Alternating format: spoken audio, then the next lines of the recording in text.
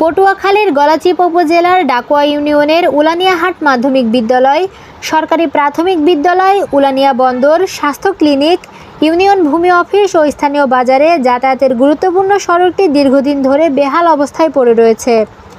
সামান্য বৃষ্টিতেই রাস্তার বিভিন্ন স্থানে কাদা পানি জমে সৃষ্টি হচ্ছে চরম ভোগান্তি। বিশ্বাসের নাম তাজ ইলেকট্রনিক্স, সকল প্রকারের মিনিস্টার ইলেকট্রনিক্সের সামগ্রী এখন এক জায়গায়। Fridge, TV, washing machine, AC সহ সকল প্রকার ইলেকট্রনিক্স পণ্য সুলভ মূল্যে বিক্রয় করা হয়। ঠিকানা rail bridge road, Miyapara, Alamdanga, Chuadanga. এই সড়ক দিয়ে প্রতিদিন শত শত শিক্ষক, শিক্ষার্থী, অভিভাবক, রোগী ও সাধারণ মানুষ চলাচল করেন। বিশেষ করে বিদ্যালয়গামী শিক্ষার্থীরা কাদা মারিয়ে ঝুঁকি নিয়ে স্কুলে যেতে বাধ্য হচ্ছে। অনেক সময় পিছলে পড়ে দুর্ঘটনার শিকার হচ্ছেন পথচারীরা।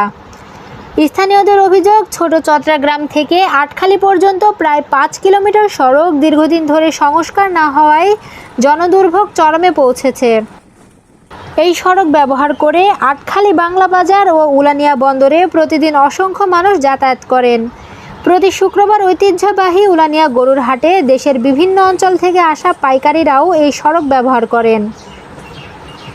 এ বিষয়ে গলাচিপা উপজেলা এলজিইডির প্রকৌশলী জানান, সড়কটি মেরামতের জন্য এখনও কোনো প্রাক্কলন বা বরাদ্দ পাওয়া যায়নি।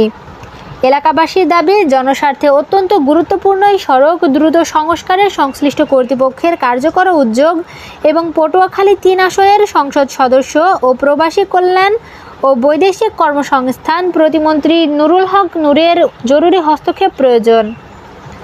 দীর্ঘদিন ধরে অবহেলায় পড়ে থাকা এই গুরুত্বপূর্ণ সড়কটি দ্রুত সংস্কার না হলে বর্ষাকালে জনদুর্ভোগ আরও বাড়বে বলে আশঙ্কা করছেন স্থানীয়রা।